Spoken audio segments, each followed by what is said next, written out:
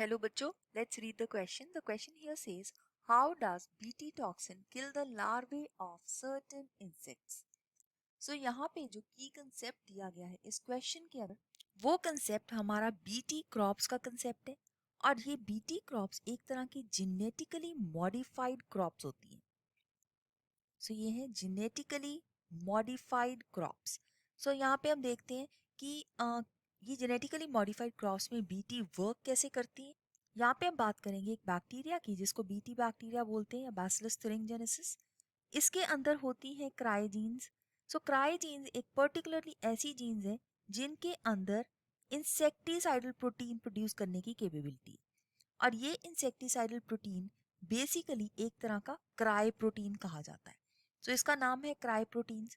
तो अगर हम इस बैक्टीरिया की इस पर्टिकुलर जीन्स को लेके प्लांट के अंदर इंट्रोड्यूस कर देंगे, अब इंट्रोड्यूस दिस इनटू प्लांट।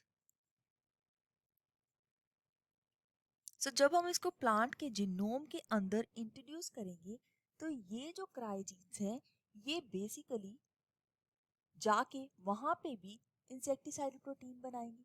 तो जब भी कभी इंसेक्ट इसके ऊपर फीड करेगा तो ये इंसेक्ट पेस्ट के मिडगट के एपिथेलियल सेल्स के अंदर जाएंगी,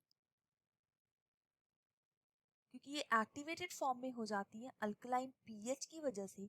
तो मिडगट के एपिथेलियल सेल्स के ऊपर जाके वहां पे सेलुलर स्वेलिंग कर देंगी और सेलुलर लाइसिस कर देंगी, उनकी ब्रेक डाउन कर देंगी, जिसकी वजह से इंसेक्ट पेस्ट जो है वो किल हो जाएंगे। सो प्लांट है जो वो बच जाएगा इसकी वजह से।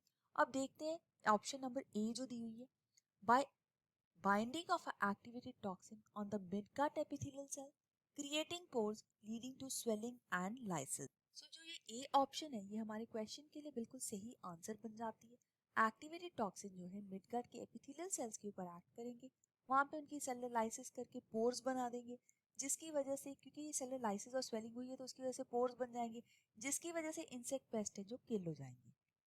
इसके साथ ही हम बाकी ऑप्शंस भी देख लेते हैं। यहाँ पे लिखा है by stopping the transcription of larval cells, ये रॉन्ग ऑप्शन है। Altering the central dogma taking place in the cells of the gut of the larvae, transcription या ट्रांसलेशन के ऊपर इसका कोई फर्क नहीं पड़ता। By stopping the protein synthesis, ये भी गलत है।